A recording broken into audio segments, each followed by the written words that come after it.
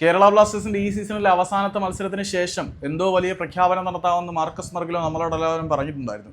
നമ്മൾ ആ ഒരു പ്രഖ്യാപനത്തിന് വേണ്ടി കാത്തിരുന്നതാണ്. പക്ഷേ ആ ഒരു പ്രഖ്യാപനം പോസിറ്റീവായിട്ട് വേണോ നെഗറ്റീവായിട്ട് വേണോ എങ്ങനെ എടുക്കണം എന്ന് നിങ്ങൾക്ക് തീരുമാനിക്കാം. മാർക്കസ് മെർഗലോ കേരള ബ്ലാസ്റ്റേഴ്സ് മോഹൻ ബഗാനോട് പരാജയപ്പെട്ട് പുറത്തായതിന് പിന്നാലെ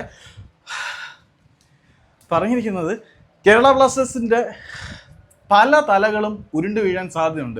അതിനകത്ത് ഡേവിഡ് കാറ്റാല തന്നെ പുറത്തു പോകാനുള്ള സാധ്യതകളെ തള്ളിക്കളയാൻ പറ്റില്ല. കാരണം അദ്ദേഹത്തിൻ്റെ ട്വീറ്റ് നൽകുന്ന സൂചനകൾ അത്രമാത്രം മഹത്തരമാണ്. കാരണം ബ്ലാസ്റ്റേഴ്സിൻ്റെ 2 മത്സരങ്ങളിലെയും സമീപനങ്ങൾ, ഡേവിഡ് കാറ്റാലയുടെ നോൺസെൻസ് അപ്രോച്ചിൽ കേരള ബ്ലാസ്റ്റേഴ്സിൻ്റെ മാനേജ്മെൻറ്റ് ഉൾപ്പെടെ പലർക്കും അതൃപ്തി ഉണ്ടാകാനുള്ള സാധ്യതകൾ വളരെ കൂടുതലാണ്. കേരള ബ്ലാസ്റ്റേഴ്സിൽ പലരുടെയും തലകൾ ഉരുണ്ട് വീഴും. കോൺട്രാക്റ്റഡ് ഫോറിൻ പ്ലേയേഴ്സിൻ്റെ കാര്യം വരെ ആശങ്കയിലാണ്. അത് ഇത്തിരി കോംപ്ലിക്കേറ്റഡ് സ്റ്റേജിലായതുകൊണ്ട് ചില തലകൾ ഉരുണ്ട് വീഴും, പകരം ആളുകൾ വരും എന്നുള്ളത് ഉറപ്പ് തന്നെയാണ്. അതുകൊണ്ട് തന്നെ കേരള ബ്ലാസ്റ്റേഴ്സിൽ വളരെ കാതലായിട്ടുള്ള മാറ്റങ്ങൾ വരാൻ പോവുകയാണ്. കോൺട്രാക്റ്റഡ് ഫോറിൻ പ്ലേയേഴ്സ് ഉൾപ്പെടെയുള്ള 2 ആൾ പോയി പുതിയ ആൾ വരും. 2 ആളിലേറെ പോകാനുള്ള ചാൻസ് ഉണ്ട്. കേരള ബ്ലാസ്റ്റേഴ്സിൽ പലരുടെയും തലകൾ ഉരുളും. അപ്പം കാറ്റാല പോലും അവിടെ സേഫ് അല്ല എന്നാണ് മനസ്സിലാക്കേണ്ടത്. ഇനിയിപ്പം നമ്മുടെ സ്കിങ്കിസ് സേഫ് ആണോ എന്നുള്ളതും ചോദ്യചിഹ്നമാണ്. ഏതായാലും മാർക്കസിന്റെ അപ്ഡേറ്റ് തുറന്നിടുന്നത് വളരെ വലിയ സൂചനകളുടെ വാതിൽ തന്നെയാണ്.